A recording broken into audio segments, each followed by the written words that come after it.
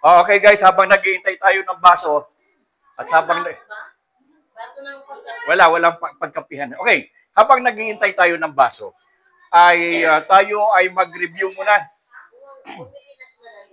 Ay magre-review muna tayo ha, review. Okay, ang review natin ay tungkol sa ginawa natin last ano? At nasaan na naman ang mga Biblia nyo? Nasaan?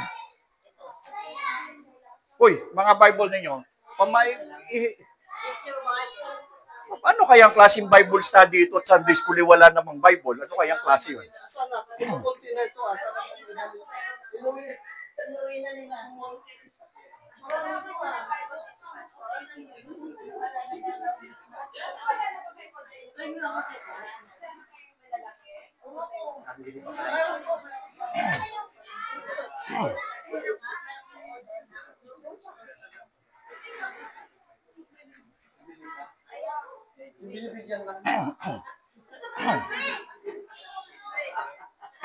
Okay.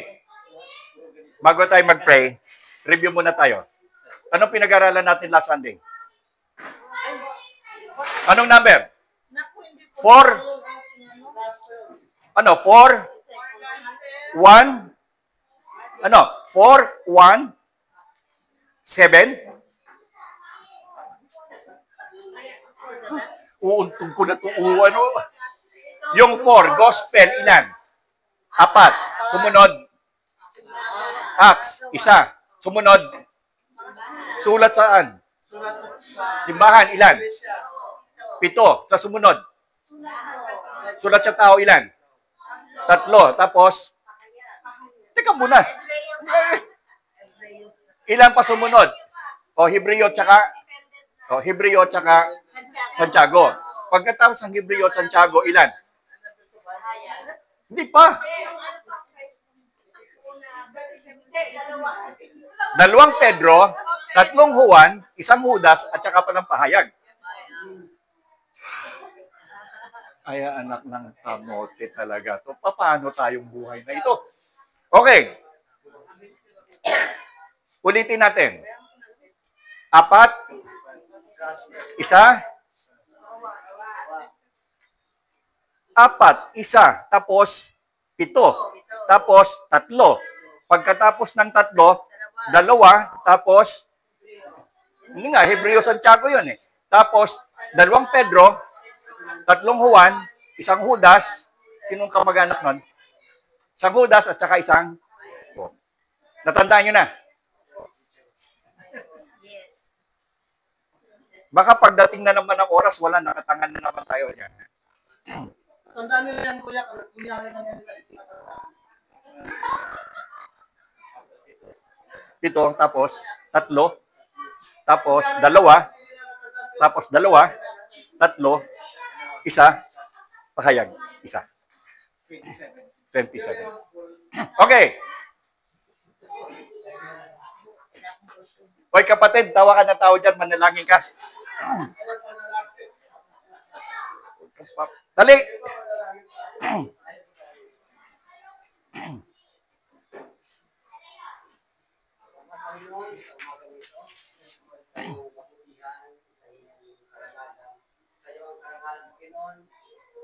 Maraming salamat sa buhay ng mga isa narito. Lalo na Panginoon, ang aming tagapagtuturo at ang aming gusto Panginoon na galing pa sa maraming lugar. Maraming salamat sa pag-ingat mo sa Panginoon. Sinakarating ng Panginoon. Panginoon, salamat. Tuloy ka lang. Salamat ka ng po namin. Yung pag-abay sa buhay sa amin. Bigyan mo kami ng tulungan na kami ay masunod sa mga turo. Ang aming malutunan, bigay natin sa mga turo. Salamat sa mga pagpupuri ka namin. Amen. Okay. Ang klase natin ngayong umaga is quite unique, ano? Kasi actually ito hindi naman to masyadong madaling pag-aralan, pero gagawin ko yung paraan para maituro ko sa inyo ng maayos at madali. Okay. Ang reason kung bakit ko gustong ituro sa inyo, dahilan sa kapag tiningnan mo ang ating kapanahunan, medyo parang tagilid tayo. ano, ang ating panahon ay medyo parang alanganin. Dahilan sa, even with the Roman Catholics, ano, sa Roman Catholic Church, meron din silang tinatawag na mga hula, ano, mahilig din sila sa mga hula. At isa doon sa kanilang parang itinuturing na parang prophet way back no mga I think 14th century na nagsabi na pagkatapos daw ng Pope katulad ni Pope Francis I, ang susunod na Pope diyan will be the last Pope. Ano, yan na daw ang kahuli-huli ang Papa. Ito hindi galing sa atin, ito'y hula ng Roman Catholic. Ano? So ito yung kanilang sinasabi. Pero kung ating titingnan, parang may katwiran. Bakit? Hindi ba pinag-aralan natin kung sino si Pope Francis I? Di ba? Kinuwenta natin, di ba natandaan nyo yung kwentahan natin? Nung magkwenta tayo, nung kinuwenta natin yung simula doon sa pagtanggal ni sino ngayon yung nagtanggal ng huli ng Pope? Wala na namang natanda. Si Napoleon Bonaparte, di ba? Hinuli niya yung Pope pagkatapos si Pope Pius VI. Ang nangyari kay Pope Pius VI, namatay, di ba? Tapos muling ibinalik yung papacy. Nung ibinalik ang papacy si Pope Pius VII, at pag kinuwenta natin, di ba kinuwenta natin na si Pope Pius VII hanggang kay Pope Paul VI, no, tama no, VI. Merong ilang pangalan? 7 na pangalan. Tapos yung mga pangalan na yung kinuwenta natin, di ba? At pagdating kay Pope John Paul VI, ang lumabas ay 665, di ba? Tandaan nyo yun? Ngayon, nung 665, nung kinuwenta natin yun, ha? Walang lokohatak. Kinuwenta natin yon, saksi kayo, ha? Di ba? Kinuwenta natin yon. Pagdating kay Pope John Paul VI, lumabas ang bilang ng 665, di ba? Ngayon, ang sumunod doon kay Pope John Paul VI, sino? Hindi pa. Si Benedict the 16. So 665 plus 15, the 16, ilan? Lampas na ng 666. Ang nangyari, nag-resign si Pope Benedict the 16. So balik ulit tayo sa 665. Ngayon, nagkaroon ng panibagong papa. Sino yung sumunod na papa? Pope Francis the First. So, pagdating kay kay Francis the First, ilan sila lahat? 666. So, nandoon na, natapos na yung 666 na yun. Kaya ang sinasabi ngayon, even doon sa hula ng mga Roman Catholic, yung daw huling susunod yan will be the last. Yun na sinasabi ng even the Roman Catholic Church. At kapag tiningnan ninyo ang world situation ngayon sa geopolitics, huling-huli ngayon ha. Anong sabi ko sa inyo before? Kapag ang India at Pakistan ay nag-away, di ba? Long time ago, sinabi ko sa inyo, na kapag ang dalawang ito ay nag-away, anong mangyayari? Itong dalawang bansang ito ay hindi gano'ng kalakihan o i-compare mo sa ibang bansa, pero itong dalawang bansang ito ay parehong may nuclear weapon. Itong dalawang ito, may nuclear weapon ito. At kapag itong dalawang ito ay nag-away at nagpaputok ng nuclear mist ng weapons nila, more than enough para yung ating clouds ay, yung dust niyan ay takpan. Hindi pa kasama ang Russia, hindi pa kasama ang Amerika, hindi pa kasama ang France or what. Dito lang sa dalawang ito, may paglalagyan na ang mundo. And they started to fight kailan? Kailan? Nung May pa, no? Nagbabakbakan na sila ngayon. In fact, ang huling balita ay tinira na ng Pakistan ang base ng sa Kashmir ito, hindi pa ito doon na sa pinag-aawayang Kashmir. At ngayon ay 5 o 6 na jet fighter na ng India ang pinabagsak ng Pakistan. Ang masakit dito, etong si Trump ay pro-Pakistan na sinasabi niya na India, tumigil ka kasi mas favor niya ang Pakistan. Ito namang China ba yung sa India? So itong dalawang ito nagbabakbakan. So ibig sabihin, kapag tiningnan mo ang ating kasaysayan sa sinasabi ng Biblia, hindi na tayo nalalayo. In fact, in reality, we are already in the Third World War. Di ba? Yung Ukraine at saka yung Russia at saka yung West, andun na sila nagbabakbakan. 3 taon na ngayon. Almost ubos na ang tao, ang lalaki ng Ukraine. Wala na nga silang mai-supply. millions na yung namamatay doon. And yet, continue pa rin sila ngayon. Si Zelensky na palaging high daw.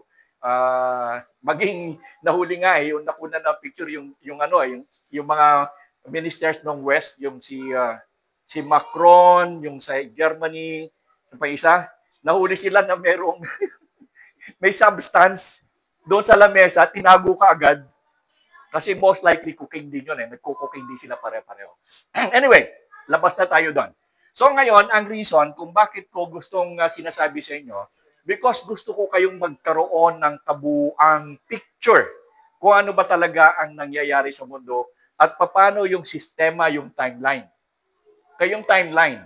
At makita natin kung nasaan na tayo ngayon. Okay. Doon sa timeline, parang masarap talaga yung may mainit eh. Okay. So pag tiningnan natin ang timeline, meron silang tinatawag ng dispensation. Pag sinabing dispensation, ano yung dispensation? I-dispense mo nga ito. Pag sinabing dispense, ano? Ikalat o yung sistema ng pagkakahati-hati. Pwede rin yun sa dispensation. Ngayon, ang titingnan natin, ang pag-aaralin natin ngayong umaga, dispensations of time. When you say dispensations of time, umpisahan natin ang dispensation ng time simula ng gawin ang mundo hanggang sa matapos ang mundo. Gusto niyo ba yon? Para makita niyo kung saan kayo lalagay. Di ba? At kung nasaan na tayo ngayon. Okay. Itong actually dispensations of time, ito kasi ay parang halimbawa ginawa ito ng mga theologians, na pinaiksi nila, para makita natin yung kabuuan ng sinasabi ng banal na kasulatan. Ang ginawa nila, hinati-hati nila yung panahon ayon sa Biblia. Hindi ito ayon sa mga kwento, hindi ito ayon sa imbento. Yung mga theologians before, ang ginawa nila ay hinati-hati nila ang panahon ayon sa kasulatan. At lumabas sila na mayroong pitong dispensation. Ibig sabihin, mayroong dispensations. Ibig sabihin, sa kanilang paningin, ay meron daw 7 pagkakahati-hati ang panahon ng mundo. 7. Okay, una, ang sabi dito ay ang kapanahunan ng innocence. Ano yung innocence?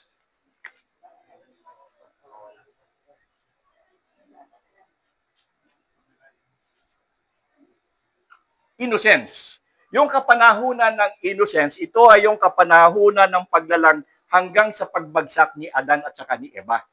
Ibig sabihin, yung unang timeline na ginawa ng mga theologians, ang sabi, ito daw ay yung paglalang hanggang doon sa pagbagsak ni Eva at ni Adan. Anong ibig sabihin ng pagbagsak ni Eva at ni Adan? Pagkakasala. Hindi ibig sabihin na bagsak lagapak yung puwet. Ibig sabihin pagkakasala. Pakibasa nga ng Genesis 1:28, yung may Bible. Okay, hindi ko kaya hayaan na magtagal yan kasi hindi tayo masyado nagko-concentrate sa Old Testament. 1:28, pakibasa. God blessed them and said to them, be fruitful and increase in number, fill the earth and subdue it, and rule over the fish of the sea and the birds of the air, and over every living creature that moves on the ground. Okay, so nandito yung una nating magulang, payag ba kayo nun? Yung unang tatay at nanay natin, ay pinamahala ng ating Panginoon. Simula nandito, sa period na ito, sila ay tagapamahala ng ating Panginoon. At during this time, nung sila inuutusan, sumusunod lamang sa Panginoon, sila sa Panginoon, wala silang malis. When you say walang malis, walang ano? Walang masamang kaisipan. Okay lang, walang masamang tinapay. Walang lahat. Lahat ay mabuti para sa kanilang paningin. Kasi nga, this is the period of innocence. Pakibasa yung Genesis 2:16-17 sa Tagalog.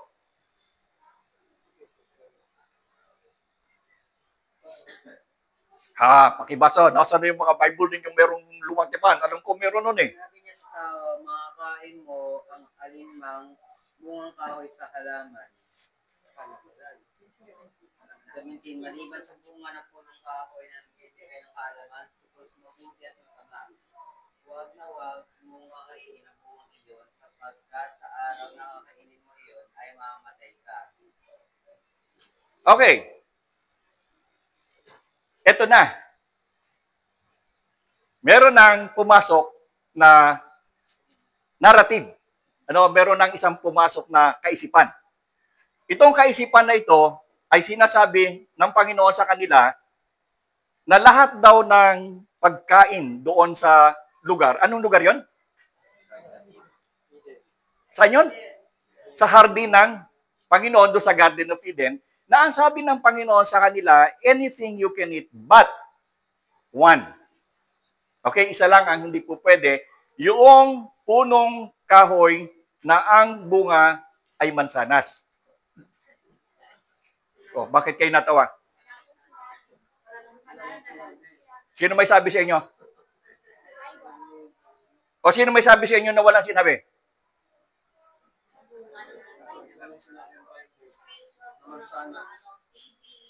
Mansanas nga, di ba buong mundo alam niyo mansanas? Marunong pa kayo sa buong mundo. Di ba? Mansanas yung kinain ni Eva, tapos binigay kay Adan. Tama? Hindi, Amerikano kasi sumulat eh. Pero kung Pilipino nagsulat ng Bible niya, sigurado baka yun ay bayabas. Okay. So, walang sinabi. Ang sabi dito, kung ninervyos kayong lahat, ninervyos kayo, akala nyo totoong mansanas talaga. Hindi. Walang sinabi. Ang sinabi lamang dito ay yung bunga ng pagkaalam. Pagkaalam ng masama at mabuti. So, natin dito, this one will break the innocence because there is good and evil. Okay? So, nandito na yung breaking the innocence. Ang sabi dito ng Panginoon sa kanila, anything you can eat but one. Huwag niyong kakainin ito. Dahilan sa pagkinain ito, ito ay yung nagbibigay ng pagkaalam ng masama at mabuti. It means that if you eat this, it will break your innocence. So kaya merong pinagbawal ang Panginoon dahil kapag ikaw ay na-break ang innocence, dito na magsisimula ang feeling of guilt. Di ba pagka innocent ka, wala kang feeling of guilt? Halimbawa, may krimen, inosente ka, nagkakabuho, imbestigahan to, natatakot ka ba? Bakit? Wala kang feeling of guilt. So, ito yung period of innocence, pero doon sa period of innocence, may condition. Ang condition doon, if or but, this one, do not touch, do not eat. Because if you do, it will break innocence. So, ano nangyari doon? Pakibasa doon sa Genesis 3:6-7. Genesis 3:6 hanggang 7. Verse 6, ang punong kahoy ay napakaganda sa paningin ng babae at sa palagay niya ay masarap ang bunga nito. Kaya sa niya, nakahanga-hanga ang magiging marunong. Kaya pulitan siya ng bunga at kumain ito. Sinigyan niya ang kanyang asawa at kumain din ito. 7, nagkaroon naman sila ng kaunawaan matapos kumain. Noon nila na lamang sila'y hubad. Kaya kumuha sila ng mga dahon ng ibos, pinagtanim-tanim nila ang mga ito at ginawang kalabis. Anong ginawa nila? Anong ginawa nila? Ha? Nagkaroon ng disobedience. Okay? Nagkaroon ng pagsuway sapagkat nakita nila ni Eva sa kanyang paningin na ang bunga nito ay maganda at, di ba? Maganda. So, nandito normally, yung beauty na ganyan, ito yung pang-akit eh. Di ba? Parang mga babayan eh. Meron kasing, yung, when you say, yung syntax of a feminine language. Alam niyo yung syntax of a feminine language? Ganito yan. Halimbawa daw, ang babae ay pumunta doon sa SM. Siya ay bibili ng mga gamit ng kanyang mga anak sa eskwela doon sa dulo. May dala siyang 50 pesos. Pambili niya ng gamit. Alam mo, doon sa mga department store, ang binubulagay niyan, yung pinaka-list na bibilin mo, doon niya sa dulong-dulo. Ano? At yung mga magaganda na medyo may presyo, yan inilalagay nila sa unahan. Psychological yan eh. Psychology yan. Maging sa mga tindahan, makikita nyo, o sa mga grocery, yung eyesight ninyo, yun yung mga magagandang paninda. At yung mga lower na paninda, dito nila, yung mga kwan, pero dito nila ilalagay sa ilalim. Kung yung eyesight yan eh. So, yung mga babae kasi, pag lumakad na ganyan, may dalang 50 pesos, bibili ng gamit doon. Habang naglalakad dyan, ay nakakita dito sana, may panyo. Ang ganda ng panyo, mura lang. 10 pesos. Ay, ang ganda ng panyo, 10 pesos lang. Binili yung 10 pesos. Mura eh. Lakad na naman, nakakita na naman ng tsinelas. Aba, 20 pesos lang. Wow, ang mura naman, ang ganda. Binili yung tsinelas. Pagdating doon sa dalo, nung bibili niya yung mga gamit ng anak, wala nang natira doon sa pera niya because along the way, nakita niyang lahat ay magaganda. At pagdating doon sa dulo, ang sabi niya, bukas na lang ika, ako bibili at manghihiram muna ako ng pera. So, ibig sabihin, bakit naubos yung kanyang pera? Lagi siyang naakit doon sa magaganda. Hindi pala lalaki ang nauna sa ganitong problema, babae pala, di ba? Hindi pala kami. Kayo pala yung nauna kasi sabi doon, si Emma yung unang naakit eh. So, wag nyo kami pagbibintangan, ha? Wag nyo kami pagbibintangan. Kayo ang nauna. Okay. Wala nang depende dito. Bible yan eh. Huwag yung labanan yan. Hindi kayo pwede lumaban dyan. Huwag na kayo. Ayan, nandyan dyan, no? Wala. Tapos. Okay. So, ang nag-break ng innocence is because nakita natin dito yung pagsuway doon sa kautusan. Now, remember, nandito tayo sa Old Testament. Kasi sa Old Testament, everything will be kautusan. Kasi pag dumating tayo sa New Testament, biyaya yan eh. Magkaiba yan. So, makikita natin dito ay Old Testament, nagkaroon o na-break ang innocence ng unang magulang natin because yung babae na palagi natin sinisisi na yan na may kasalanan, na lagi naman nilang binabaliktad na sinasabing kami raw. Pero sa totoo, sabi ng Bible, talagang sila nauna. Okay. So, yun yung reason kung bakit na-break yung innocence, yung period of innocence. Pero, ito maganda ha. Ito maganda. Ito yung aking talagang, sa mahabang panahon, ito yung pinag-aaralan ko, na hanggang sa ngayon, ay hindi ko, nai-reconcile ko, pero paano ko i-reconcile yung aking natutuhan doon sa kaalaman ng buong mundo, na sa tingin ko'y mali. Eh, lalabas mag-isa lang ako. Lagi naman akong ganun eh. Lagi ako nag-iisa. Yung libro ko ang ginawang ang lumabas sa tawas eh. Ako lang ang nag-iisang nagsabi na ganito na ito yung kasaysayan eh. Sabi ko doon sa PBS presidente, classmate yung presidente ng PBS dati eh. Kasi naging kaskwela ko yun eh.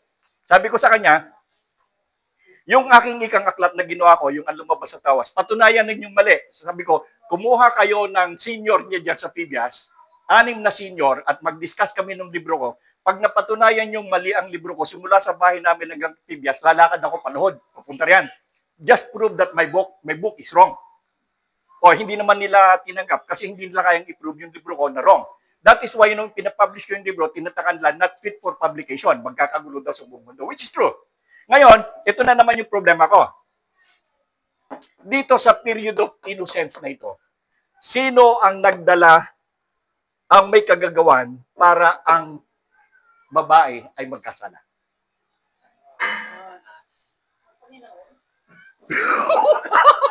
Ang Panginoon na may kasalanan? Ay, kung hindi niya nilagay yung puno, walang magkakasala. Ang galing ng logic talaga. Asawa ko yan. Asawa ko yan. Ang galing ng logic. Kung hindi nga naman naglagay ang Panginoon ng puno doon, walang problema. So, sino may kasalanan? O, di binalig mo sa kanya, ikaw may kasalanan. Balikan lang, batuhan lang ng ano yung sisiyan eh. Anyway, ang sabi doon ay hindi si Satanas. Walang sinabing Satanas. Ha? Walang sinabing Satanas doon. Ang sinabi doon ay, ano? Ahas. Okay. Ang sinabi doon, hindi ko lang ma-recall yan sa Hebrew yung ginamit. Walang sinabing si Satanas ang nanukso. Wala. Ang sinabi doon, ang nanukso. Uy, titira nyo ako ha. Gutom din ako, akala nyo. Okay, ang sinabi doon ay ahas. Okay, walang sinabi doon na si Satanas ang nagtukso. At ang sabi dito, ito daw ahas na ito. But tinitingnan ko, literal daw ito na ahas. Pero ito ay, nung sinabi ng Panginoon, nung siya i-curse, siya daw ay gumapang. Ibig sabihin, itong ahas na ito was standing before. Now, kung ano ang hitsura ng ahas na ito, hindi natin masabi sapagkat walang descriptions na sinabi ang Bible. But, ito ha, itong maganda dito.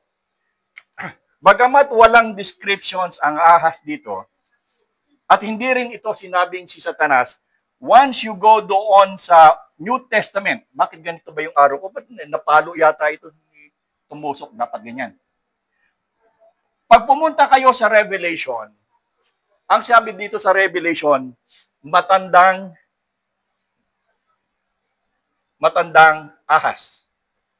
Yung kalaban ng Panginoon na tinutukoy ay kay Satanas. Walang sinabi yung mga Hudyo. Tandaan nyo, ito yung nasa Old Testament, doon sa Tanakh. When you say Tanakh, yung Old Testament kasi, hanggang doon sa Malaki, ang tawag na dyan Tanakh. Okay?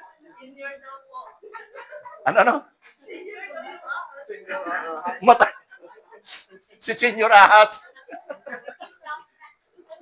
May discount na ito. Pag ito yung siguro to, madaming panahon na ito kasi simula hanggang ngayon eh. Magkano na kaya ang payment dito? Yung payout nito? Masyado na malaki. So, ibig sabihin, sa Old Testament, walang pangalan yan. Hindi yan sinabi. But sa New Testament, sa pahayag, tinawag siyang matandang ahas sa tumutukoy kay Satanas. Now, ito pang Satanas na ito,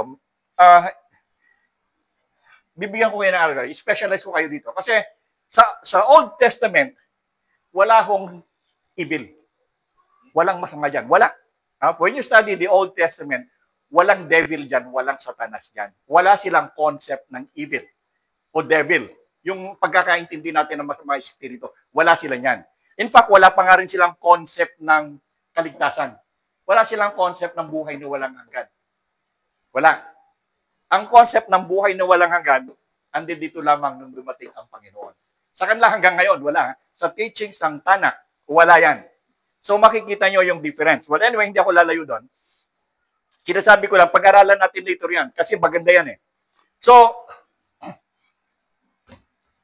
yung unang dispensation ay simula doon sa paglalang hanggang doon sa pagkakasala ng magulang. Creation to fall. Okay, yan yung una. Ang second dispensation ay doon sa tinatawag na yung sa budhi. Ito naman ay simula doon sa pagbagsak hanggang sa baha. This is from fall to flood. Ito yung sumunod. Okay, itong maganda to. Itong maganda to. Dito sa flood na to, hindi ito na-discuss. Kahit sino siguro ng mga theologians or even Bible school or whatever, hindi ito dinidiscuss. Pero nandiyan yan. Nandiyan yan, pero hindi yan dinidiscuss. Pakibasa nyo yung Genesis 4:7. Mamaya na tayo sa Genesis 4:7. Kung mabuti ang ginawa mo, dapat kang magsaya. Kung masama naman ang kasalanan, tulad ng mabangis na hayop na laging nakaabak upang kapain ka. Nais itong pagharihan ka, kaya kailangan mapaglabanan mo ito. Ano yung pinag-uusapan? Si Cain at saka si Abel. So, nandito na yung, di ba natatanda nyo? Meron ng pagkaalam ng masama at ng mabuti. Na-open yung mind nila to what is right and what is wrong. Dito na nag-umpisa yung away.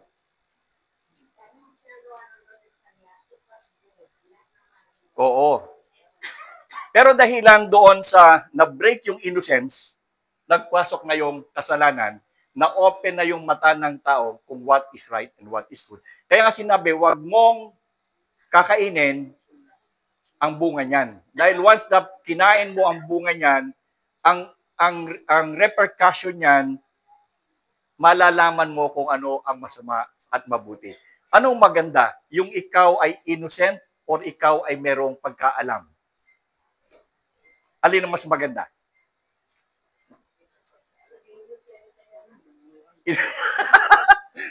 Inosente na lang.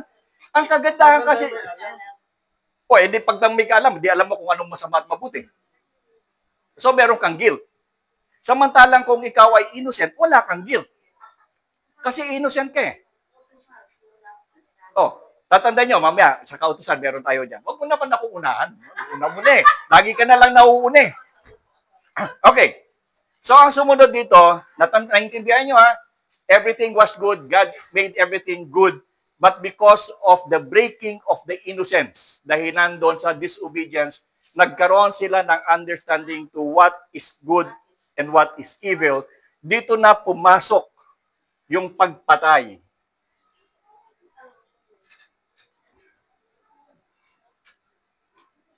Dito na pumasok yung pagpatay ni Cain kay Abel.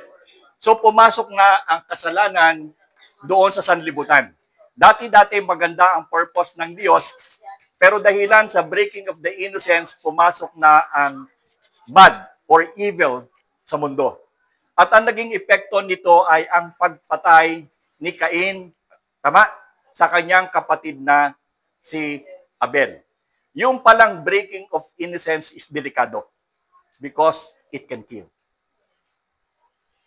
The best thing in life is stop knowing. What you do not know won't hurt you. Okay? Pero yung iba kasi, yung mga babae, laging nung siya. Parang ano yung mga Doberman yan. Parang Malinois yan eh. Lahat.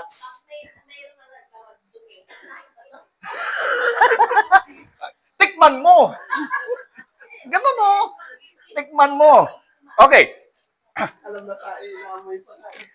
So, breaking of the innocence. So, nakita natin doon, once na-break yung innocence na yan, dahil lang sa disobedience, sumunod na yung pagkakasala ng tao. They started to act, parang sabihin natin, nagkaroon na yung tao ng elemento sa kanyang katawan ng pagnanais na gumawa ng hindi totoo at hindi mabuti.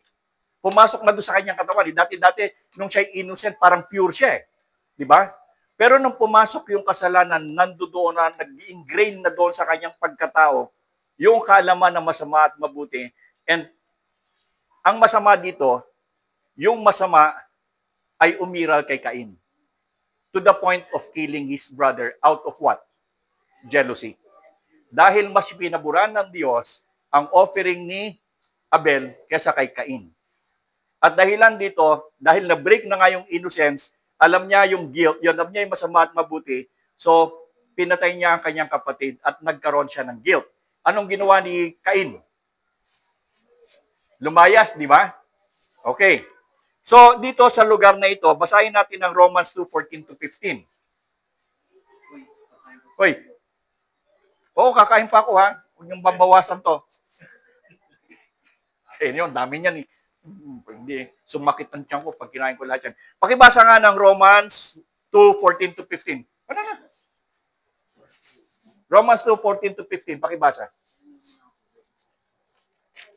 Kapag ang mga hintil na ilisak daw ng kautusan ay gumagawa ng ayon sa hinihingi nito sa antas ng kanilang katutubong bait, ito ay nagiging kautusan para sa kanila. 15. Ipinakikilala ng kanilang gawang nakasulat sa kanilang mga puso ang hinihingi ng kautusan. Pinatutunayan din ito ng kanilang buti sapagkat kung minsan sila'y sinusumbatan at kung minsan na may ipinagtatanggol sila ng kanilang isipan. 16.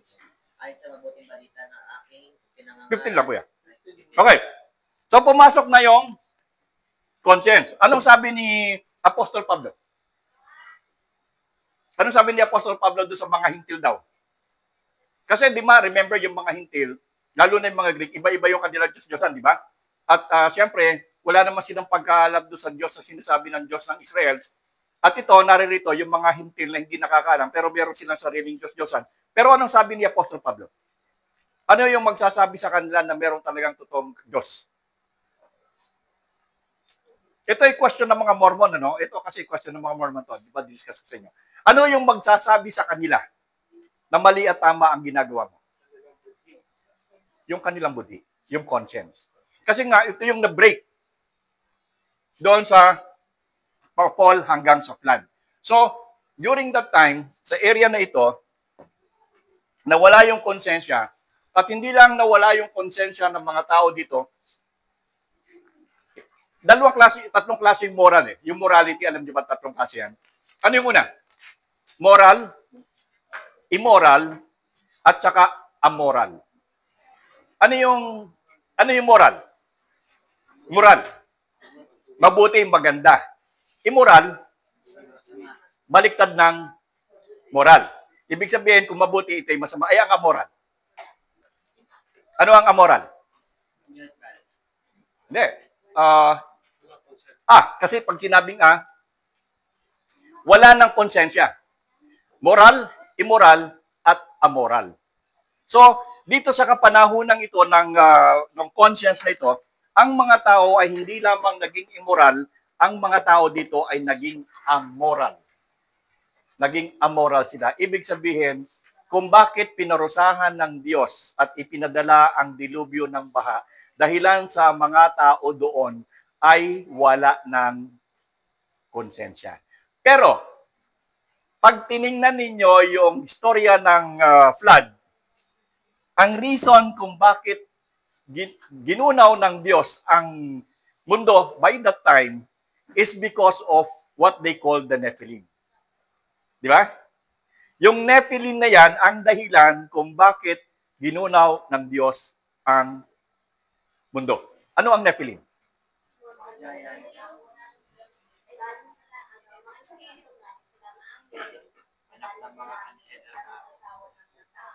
Ang Nephilim daw ay anak ng anghel sa mga babaeng mortal. Ito ang sabi Nephilim, sinabi diyan sa Bible. Pakibasa nyo nga yung Nephilim diyan. Before the flood yan eh. Hindi ko lang nakuha yung verse. Pero tingnan nyo yung Nephilim. Na yung fall of Nephilim. Dito yan, sa Genesis 6 din yan eh. Or 3. 6 yung Nephilim. Basahin niyo.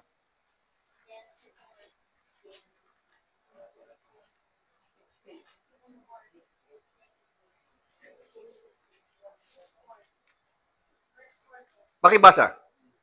Ang panahon iyon, may mga higante sa ibabaw ng lupa, silang naging bunga ng pakikipagtalik ng mga anak ng Diyos sa mga anak ng tao. Mga higante yan ay pinangunahan sa mga dakilang bayani at kanyang tawag. Okay. Ito hindi ito pinag-aaralan, hindi ito itinuturo. Ano ang dahilan ng flood? Ang palaging sinasabi nila na kung bakit daw nagkaroon ng dilubyo ng baha ay dahilan sa lubhana ang kasamaan ng tao. Totoo yon.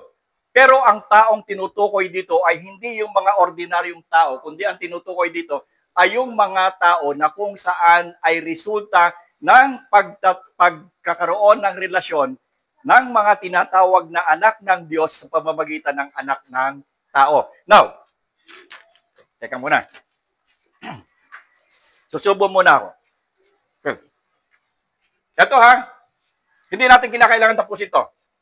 Ang gusto ko lang makita ninyo, don't talk while your mouth is full. Okay. Dito sa flood na to, okay, hindi ito itinuturo sa atin na meron palang ganitong sitwasyon. Now, hindi natin ito pwedeng itanggi sapagkat yan ay nandiyan. Ang dahilan ng dilubyo o ang dahilan ng pagpadala ng Diyos ng baha ay sapagkat ang mga Nephilim na ito ay lubha na ang kasamaan. At ninais na ng Diyos ang mga Nephilim na ito ay mawala na. Yan ang dahilan ng Great Flood. Dahil nung maliit pa tayo, sa Sunday School, laging niya sinasabi, ika, sobra na ang kasalanan ng mga tao, kaya pinarusahan ng Diyos, at kaya ika pinadala ang dakilang dilubyo ng baha, para ika maubos na ang tao at magkaroon ika ng panibagong tao. Malinis. Pero in reality, the flood has one purpose, and that is to eliminate Nephilim. Tama ba spelling ko? Tama ba dyan? Yung ganyan na yan. Pareho yan. Basa nyo yung Nephilim din yan. Nephilim din yan. So, ang Nephilim pala ay union ng Son of God at saka Son of woman. Ito kasi, hindi nyo ito makikita sa Bible ng Old Testament at hindi nyo rin makikita ito sa book ng New Testament, itong sitwasyong ito. But there was a very good explanation tungkol dito sa union ng Son of God at saka ng Son of Woman dito sa intertestamental period. Nandiyan dyan lahat yan. Higante, gano'ng kataas?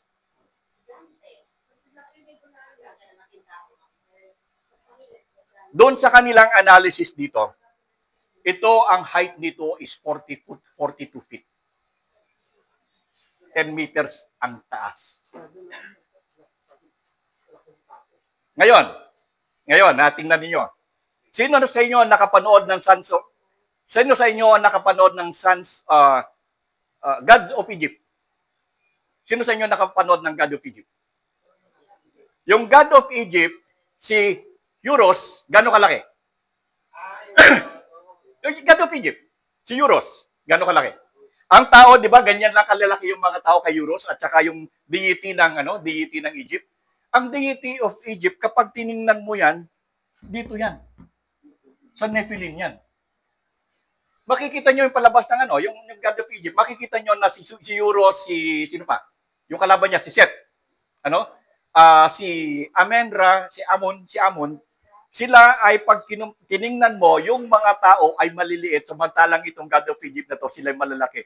But once you look also doon sa sinasabi ng Genesis na Nephilim, 42 feet yan, ang taas. Malaki yan. Pero so ganyan katataas yan. That is why, ito daw mga Nephilim na ito, nung una okay lang sila. But when they started to get hungry, they eat all the beasts at nung wala na silang makain, tao na ang kinakain nila. So wala na silang makain, malaki na eh. So what happened was, accordingly, hindi naman sinasabi ko sa inyo, hindi ito nakasulat dito. But when you do the research, ito yung reason, itong mga Nephilim nito, huwag nyo sasabihin na hindi nakasulat na nag-exist sa Nephilim kasi nandiyan dyan sa Genesis yan. Nag-exist talaga yan. Kaya lamang dito sa Genesis, hindi yan binigyan ng paliwanag kung ano yung mga Nephilim na yan at ano ang nangyari sa kanila dahil ang sabi nagkaroon lang dilubyo, pero merong existence ng Nephilim. So yun yung reason kung bakit nagkaroon ng baha. Kung kaya sinabihan si Enoch, actually wala rin ganyan. Pero once you go to doon sa Book of Enoch, sinabihan ng Diyos si Enoch na gumawa ng si Enoch na sinabihan niya yung iyong apo, sabihan mo ang iyong apo na si Noe na gumawa ng arko. Yun ang nangyari diyan dahilan sa hinula na kanilang sisirain na yung lugar na yon. Actually universal yan dahil nga sa existence ng Nephilim. Now, hindi natin masasabi na hindi totoo yung sinasabi ko. Ayan, basahin niyo. Nandyan. Kaya lamang bihirang pastor o theologian or even writings sa Christian, sa certain circle, ang nagsasabi at nagpapaliwanag na merong existence ng Nephilim, which is nandyan. Di ba? Meron na ba kayong nabasa tungkol sa Nephilim na itinuro ng mga pastor? Wala, di ba? Kahit sa seminaryo, wala. But the existence of Nephilim is real. Nandiyan talaga. So, dahilan dito, ipinadala ng Diyos ang baha para maubos ang tao. Pero, itong masakit dito. Nung mamatay ang mga Nephilim, syempre sila union ng tao at saka ng anghel. Actually, yung sinasabi ng Son of God dito, mga anghel ito, fallen angel. Pero itong fallen angel ito, wala kinalaman si Lucifer dito ha. Isa pang error ng tinuturo ng mga evangelical at saka ng mga Protestant na Catholic, si Lucifer daw, yung nandoon sa Isaiah, hindi totoo yon. Ang tinutukoy doon ay yung si Nebuchadnezzar II at doon sa Ezekiel 24, ang tinukoy-tukoy doon yung King of Nero. Walang kinalaman doon yung si Satanas. Hindi doon yun ang galing. Pero yun ang tinuturo nila. Anyway, itong Son of God na ito yung mga anghel. Ito yung mga fallen angel. Actually, doon sa Book of Enoch, sinabi dito na ito si Alzaza at saka si Samjesa. Ito yung pinuno si Samjesa kasi actually ang ipinapakita lang sa atin sa Bible natin meron lang 4 na arkanghel. Pero pag tiningnan mo doon sa Book of Enoch, 7 yan. 7 sila. At saka doon sa sinasabi doon sa Book of Enoch, bakit explain ko bakit ko sinasabi ang Book of Enoch sa inyo? Sinasabi doon na yung 200 anghel na pinumunuan ni Samgyasa at saka ni Alsalsa, nung makita nila nung magaganda yung babae, dito, ang sabi nila ay, sabi ni Samgyasa ay gusto kong makipagtalik doon sa babae ng mortal, pero ang sabi niya, ako'y natatakot, baka ako'y parusahan. So nagkasundo sila, yung 200 anghel kasama si Alsalsa, nasama-sama tayo na makipagtalik tayo doon sa mga babae. Naging anak nila ay Nephilim. Diyan nanggaling yung Nephilim doon sa kanila. Pero hindi ipinaliwanag yan sa Tanakh, hindi rin yan ipinaliwanag sa New Testament na ang mga Nephilim ay anak ng 200 anghel na pinamumunuan ni Samgyasa at saka ni Alsasa, na nung sila nakipagtalik doon sa mga kwan, ang inanak nila ay Nephilim at nandiyan dyan sa New Testament. Pero hindi piniwalag sa New Testament, sa Old Testament na yan, kung saan nanggaling ang mga yan. But yun ang story niyan, kung paano nag-exist ang Nephilim. So 42 feet ang taas ng mga yan, accordingly. At dahil dito, pinarusahan ng Panginoon at ito ay namatay. Itong problem, dahilan sa mga ang Nephilim ay espiritu at laman, nung mapatay ang kanilang katawan, anong natira doon sa espiritu nila? Sila'y masasama. Shh, wala. Those are the current spirits na hanggang ngayon ay naglilinger sa atin. The same spirits na kung saan ay pinaparusahan ng Panginoon, na kung minsan ang pangalan nila ay Legion, may mga pangalan. Dito yan ang galing. Kasi namatay Namatay yung katawan nila meron din silang spirito. So ano nangyari sa spirito nila? Yes. Kumalat. And until now, they are existing dahil wala naman silang si Alsasa at saka yung sinabi ko ay ikinulong yon. Nung magkasala sila, nandoon sila sa abyss hanggang ngayon. At nandoon niya sa Old Testament na sinasabi niya doon sa bilin yung pakakawalan yung mga yan so ibig sabihin nagtutugma yung sinasabi doon sa doon sa mga ito na nasa abyss at yung pakakawalan sa pahayag. So meron. Kaya lamang ang problema nga, naguguluhan ba kayo? Hindi, kasi bago to sa inyo, di ba? Nobel, di ba? Pwede na kayong bigyan ng Nobel Peace Prize. Kasi bagong kaalaman. Pero, kung sa tingin ninyo yung mali ako, mag-research kayo. Ngayon, kung tamad naman kayong mag-research, ako na lang magre-research. Bayaran nyo na lang ako pambayad ng kuryente, pambayad ng oras ko. Di ba? Tamad kayo Di ako na lang. Pero ito yung nilabasan. Ngayon, kung duda kayo, di pag-aralan ninyo. Di ba? Duda kayo So, in reality, yung mga Nephilim na yan na namatay, na nandiyan naman sa bahay sa Genesis, yung kanilang espiritu still lingering on until now. Kaya kung nakakaramdam kayo na binubulungan kayo na naglalakad kayo, meron kayong 100 pesos, nakakita kayo bibili kayo ng isda, at meron kayong nakitang mas magandang tsinelas, bilhin mo yan. Bilhin mo yan. Maganda yan. Binili mo ngayon, gutom yung pamilya mo kasi walang ulam. Bakit? Sino may kasalanan? May nandemonyo sa inyo. Di ba? So it is real. Hindi lang yung time. Yung pag-alam na pala, papunta ka pa lang sa church, may babati na sa, ang taba mo O, anong ginawa mo? Sabi ko, thank you. Pero payat yun. O, di ininsulto mo pa. Anyway, it is real. It is real. Hindi natin po pwedeng i-deny ito kasi kung tayo naniniwala sa Biblia na ito'y salita ng Diyos at ito'y walang pagkakamali, hindi natin pwedeng itanggi the existence of the Nephilim kasi nakasulat yan. At nung sila ginunaw, nagkandamata yan, ano nangyari sa spirit nila? It is his. Kaya pagka kayo nagagalit sa mga asawa ninyo, Spirito pala ng Nephilim. lakas mo nga! Lakas mo! Para marinig nilang lahat. Okay. So, hindi natin po pwedeng itanggi. It exists. Nando doon. Yung sakit, sa kanila yan Sa kanila yan.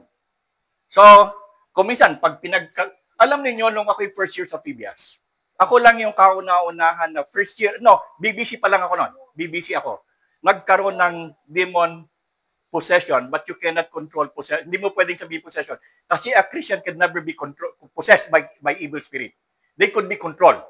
Kasi once you become a Christian, you become the possessions of God. Hindi ba? Naging anak ka ng Diyos. Kaya hindi ka po pwedeng magkaroon ng demon possession kasi possessed ka na God, but you can be controlled. Magkaiba yon. During that time, nung aking BBC ako sa Phoebias, I am the only BBC, nakaunang pasok, na nakaranas ng control for 6 months yata yun. Ay, grabe talaga. Na naranasan ko yan, kasama ko, BBC rin kami, si Luisa. Nandoon kami sa library, na biglang nagsumpong yan, parang tawag doon epileptic. 6 kaming bumuhat, hindi namin mabuhat. Hindi ako nagbibiro. 6 kami. Dinala namin doon sa Faith Hall. Doon sa Faith Hall, yun yung aming parang pinaka-church doon eh. Nung nando doon okay, dito tumagal, dumating na si Dr. Bansuelo. Sir, kilala niyo si Dr. Bansuelo. Di ba siya yung magaling na mag-exorcise? BBC ako noon. Tapos, nung nando doon na si Dr. Bansuelo, si Luisa, nakahiga na ganyan, biglang tumakbo. Tumakbo si Luisa. Takbo, ikaw, tumakbo. Hahabulin namin, sabi ni Dr. Bansuelo. Huwag niyo habulin. Sabi ni Dr. Bansuelo. Huwag mo habulin. Hindi kami, hindi umabol. Tapos sabi ni Dr. Bansuelo, tinuruan kami. Sabihin ninyo sa pangalan ng Panginoon, inuutusan kitang bumalik ka. Tinuro sa amin yan, kaya hindi ko makakalimutan yan eh. So sabi namin, sa pangalan ng Panginoon Jesus, bumalik ka.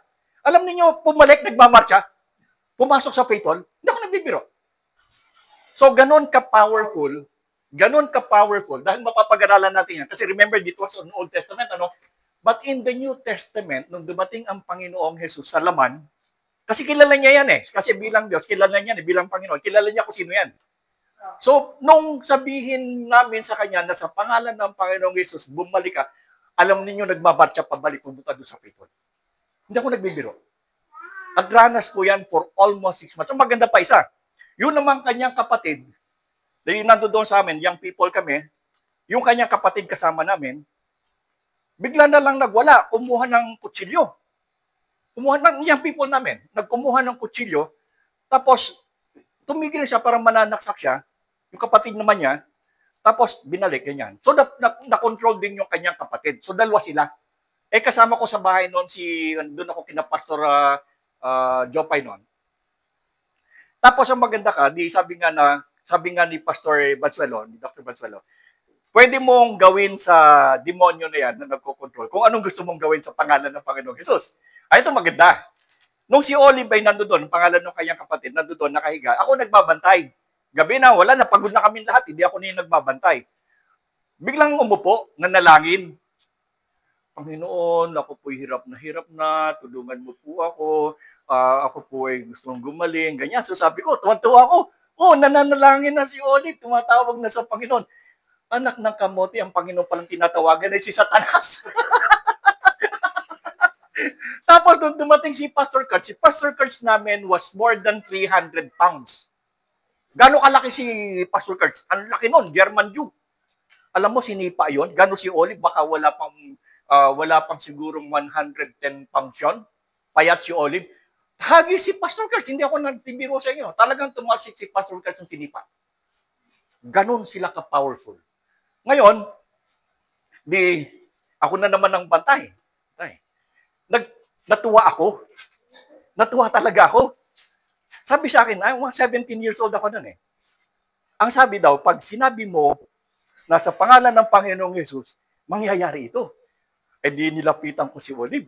Opo ko bata ko eh. Sa pangalan ni Jesus, sinasampal kita. Gumaganon. Sabi ko, sa pangalan ni Jesus, sinasampal kita. Gumanon. So sabi ko, sinasampal kita. Hindi ako nagbibiro, totoo yun. Totoo yun. Kaya makita nyo kung bakit ako ganito ang ugali sapagkat danas ko lahat yan. At hindi ako pwedeng paglakuan ng kahit sino kasi kahit sa control and possession, danas ko yan at the age of 17. Ranas ko yan.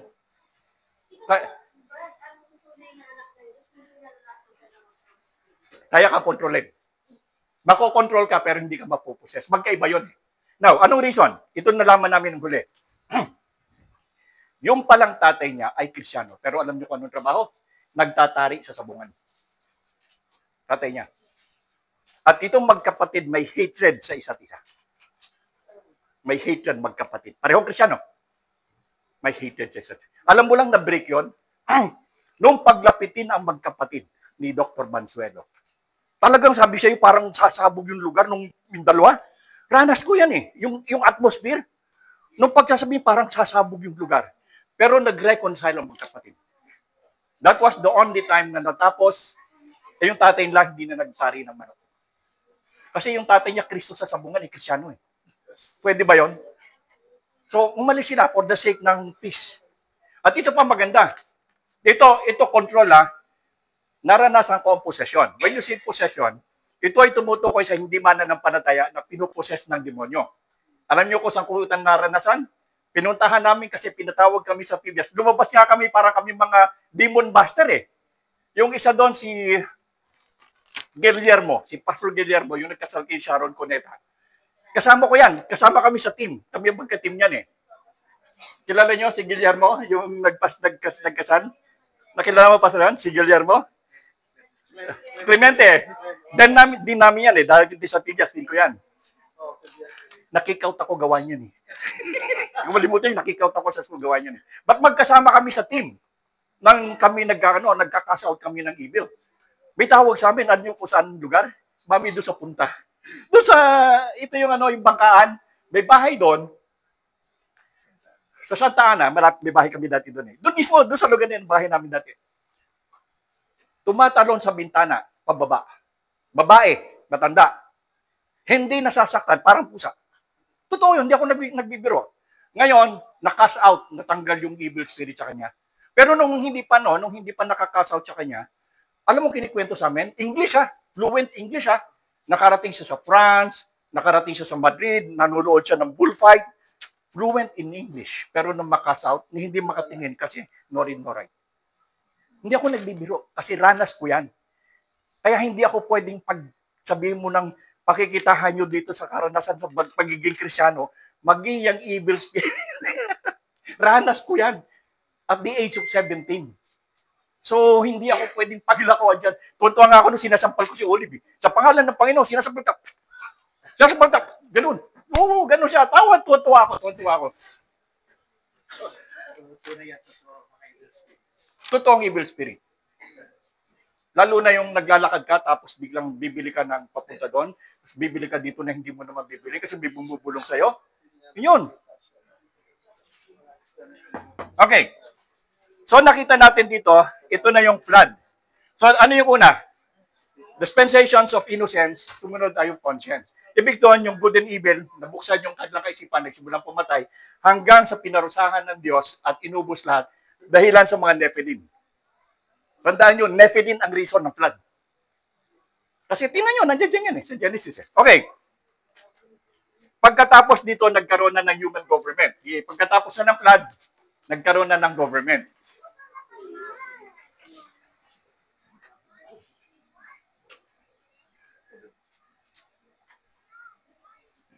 Dito ba sa dalawang ito may gobyerno na tao?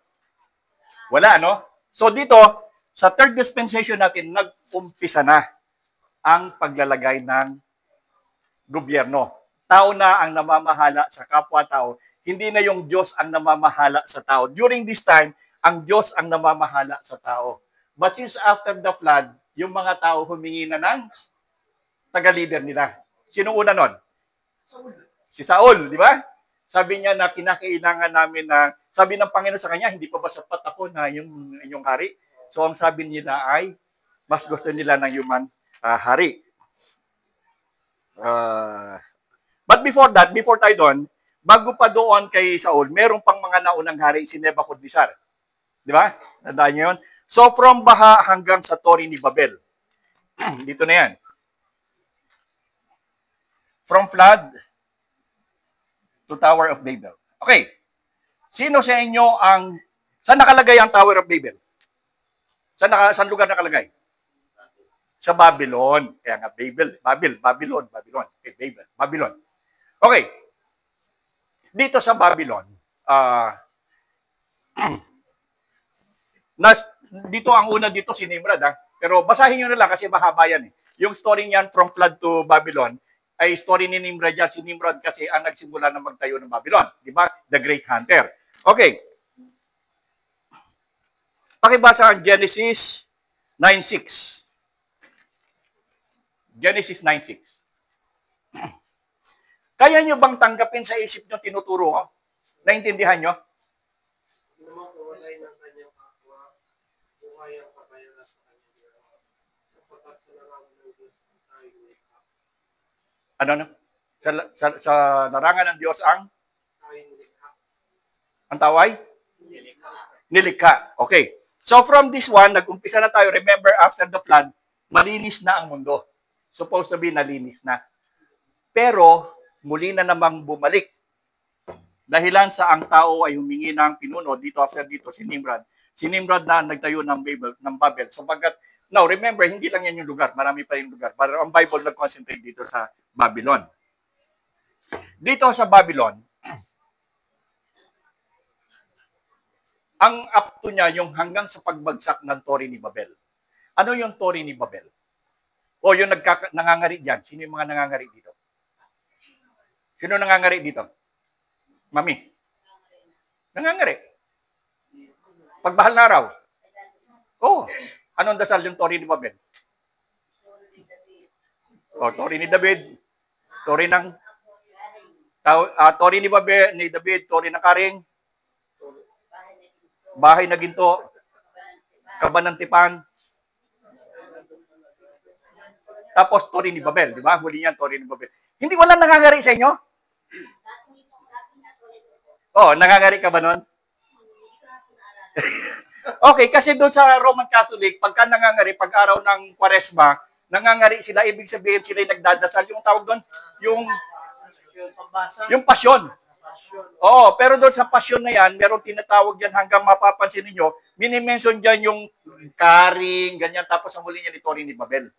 Ewan ko kung saan nila nakuha yung Tori. Pero ano yung Tori ni Babel na yan? Ginawa ng tao para? Maabot ang langit. When you say maabot ang langit, kaya bang abutin ang langit?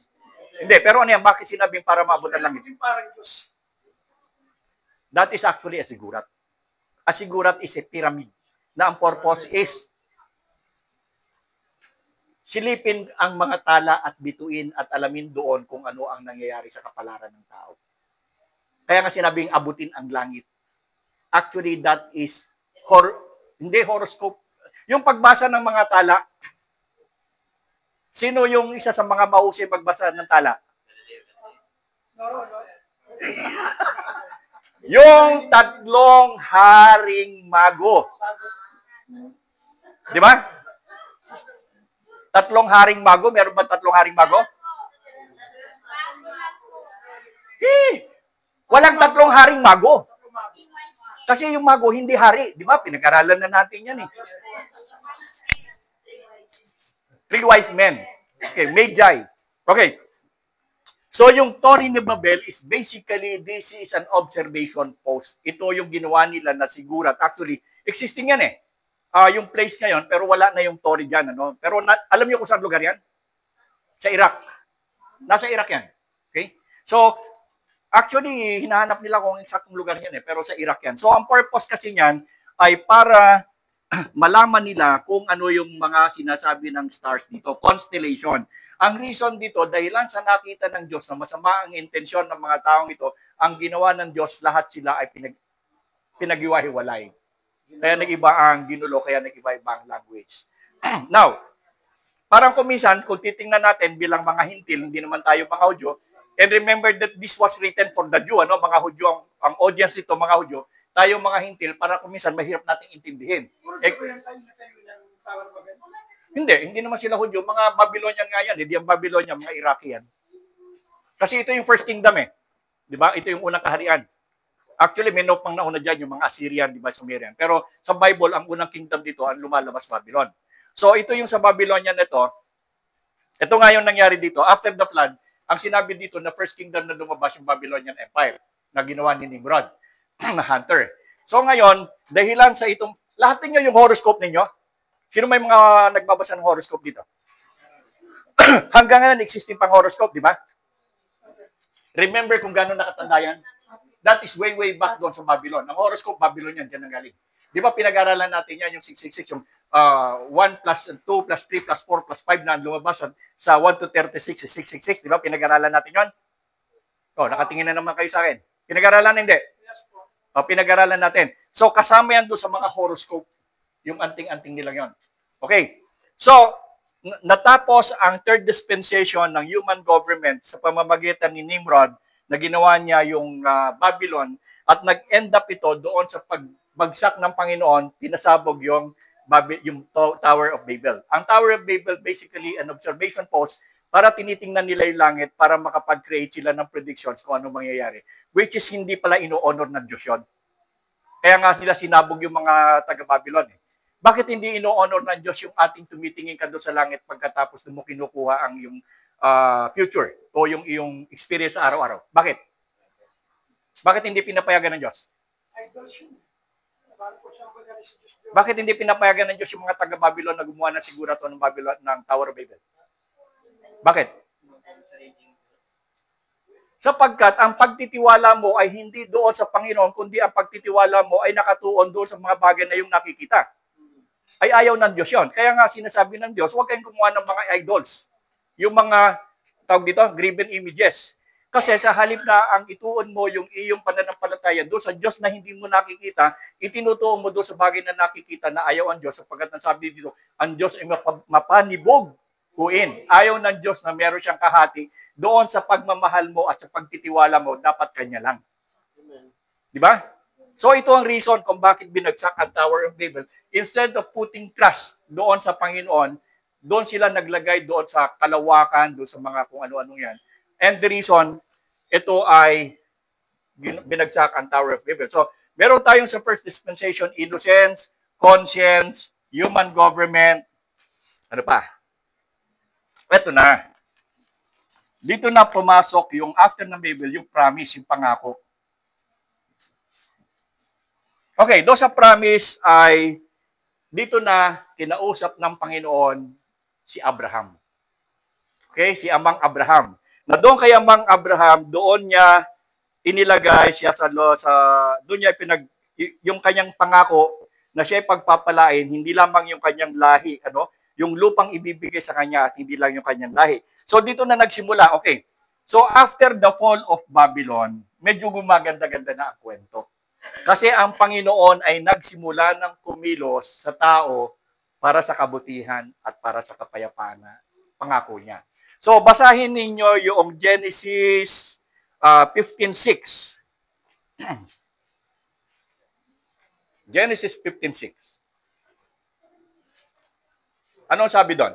Verse 6, si Abraham ay sumampalataya kay Yahweh. At dahil dito, sinuring ni Yahweh bilang isang taong matuwid.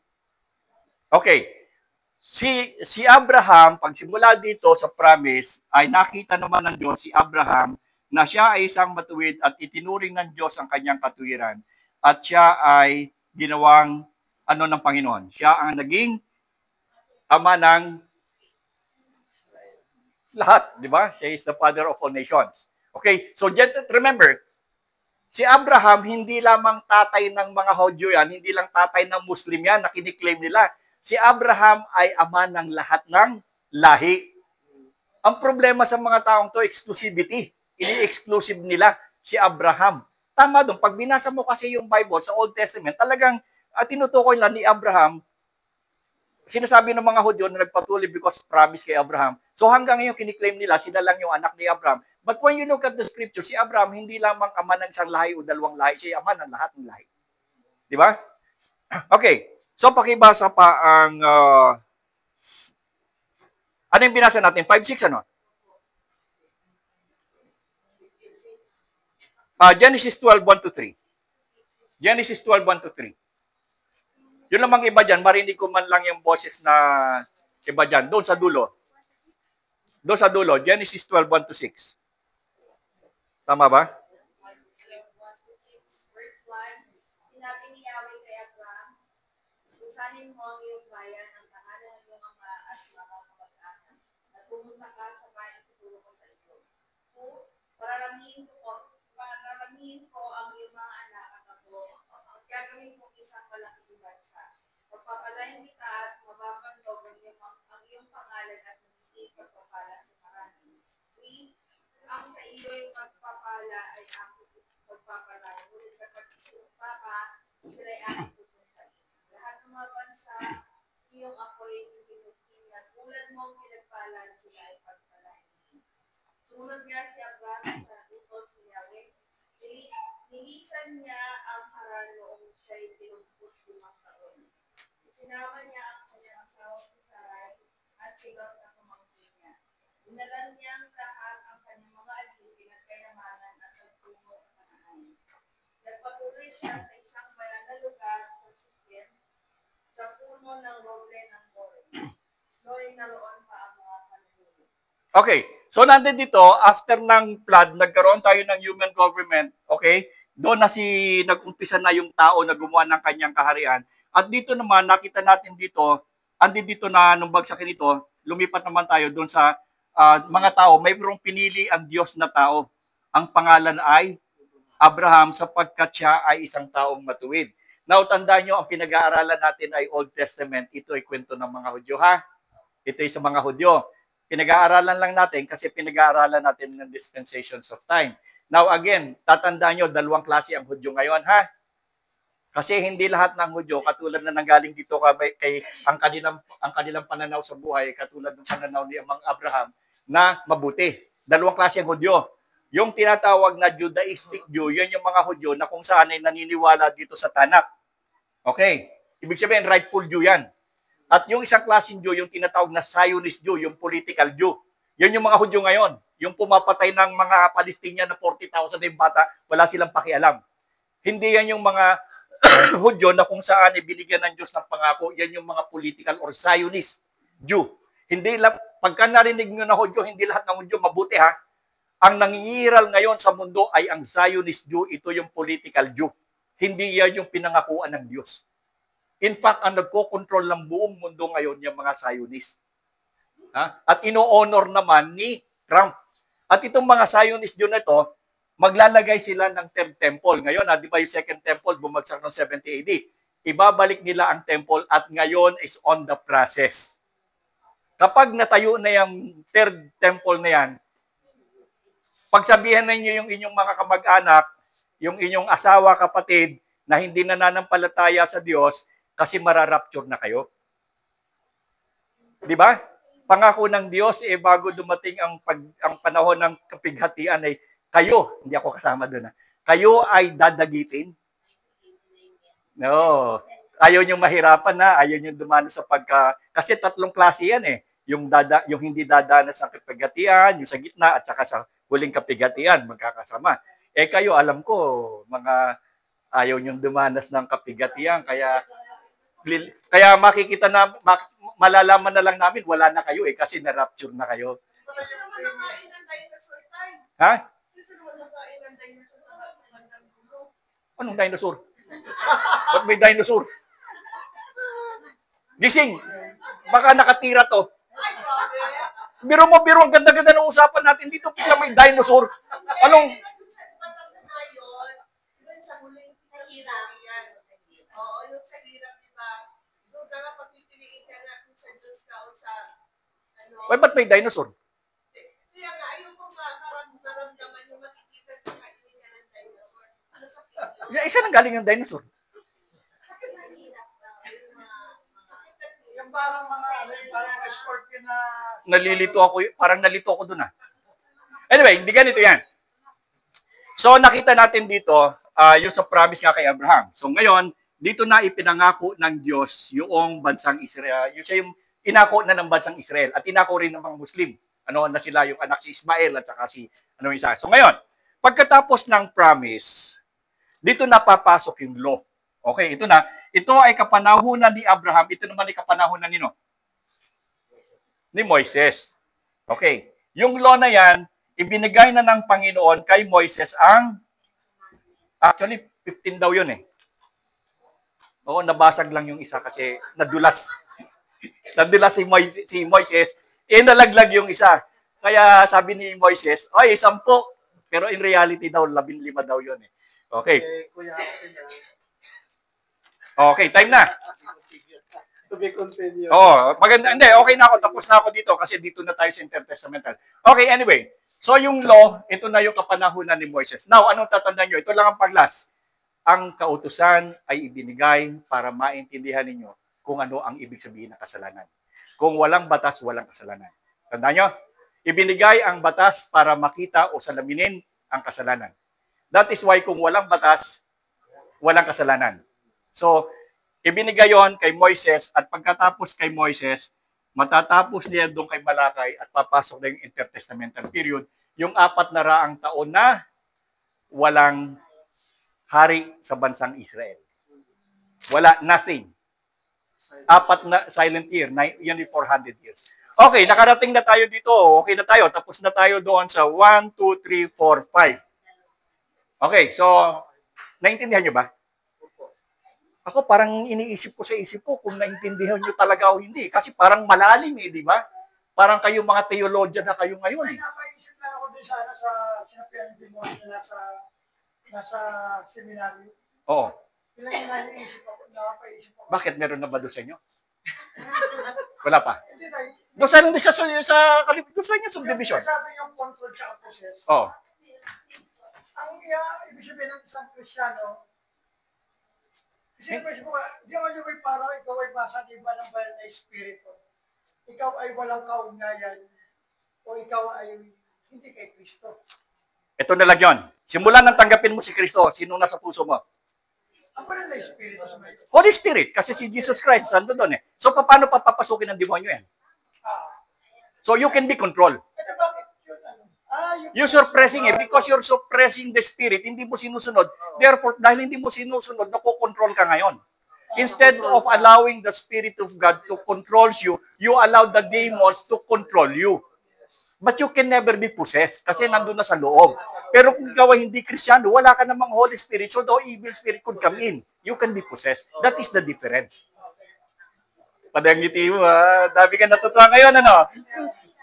Oh. So nakita nyo yung difference of being possessed and being controlled. A Christian can never be possessed because he is already possessed by the Spirit of God. Ano man ang mangyari sa kanya, dahilan sa Espiritu ng Diyos nasa sa kanya, na nakasanib sa kanyang Espiritu, pala nga naman pumunta sa impyerno yung kasama mo yung Espiritu Santo, hindi naman papayag yon. So kung nasa yung Espiritu Santo, nandun yung Espiritu magkasama, tagalangit yun, kaya tagalangit ka rin. Kasi hindi ka pwedeng ma-possess, pwede kang makontrol. So, wag kayong magpapakontrol, ha? Parang yan, pinag-aari mo yung laman instead na doon sa spirit na nasa iyo. Kaya ibig sabihin pala tayo, son of God pa rin siya. Ang problema lang, merong nananaig yung banal na yung flesh rather doon sa spirit. Dali-dali naman yun eh. Bumili ako ng jeep. Sino may-ari ng jeep? Ako. Pinag-drive kita. Sino may-ari ng jeep? Ikaw. Pero ikaw nagda-drive. O, di ganun din yon. Ako ang may-ari, pero ikaw ang nagda-drive. Bakit? Hindi kita pinayagan. Basta sumakay ka doon, pinatakbo mo, but it does not necessarily be sa'yo yan. Akin pa rin yan. Komprende? Wag niyong papagamit yung paggagamit. Kaya yung topic pala natin kung pastor, yung Wednesday. talagang sabi dito ibig sabihin pala talaga, immorality sila, ang problema, kinokontrol sila ng immorality. Corinthians. Yun yung carnality ang tawag. Kaya sabi ko, hindi sila sons of God. Ang mga, ano man ang point sabi ni Paul, hindi sila sons of God. Alin? Kung control sila ng... Kung possess. Iba yun eh. Magkaiba yung possession sa control. Control sila. Sa control. Yung Corinthians, Kasi ito sa son of God pa rin sila. yes. But the question is, how do you know? Ikaw lang nakakaalam nun. Kasi you can pretend that you are a sons of God. Sino ba nakakaalam? Ito lang ang spirito na Diyos. Ikaw lang at saka ang Diyos na nakakaalam mo kung totoo ka o hindi. Kami bilang tao, kahit nagpabautismo ka, how do I know? Sarili mo yan eh. Ang tanging nakakaintindi kung ano ang relasyon mo sa Diyos, kung ikaw tunay hindi, kayo lang dalawa nagkakaintindihan yan. That's true. Woo! Ganun na, even ha. Sigurado kayo dyan, ha? Okay, Pastor. Sige po, bago tayo mag-close, Sige gusto tayo. natin offering box para sa ating mga kailangan sa Sunday school. Hindi, may bumili na. May tinta na ako. Meron na akong isang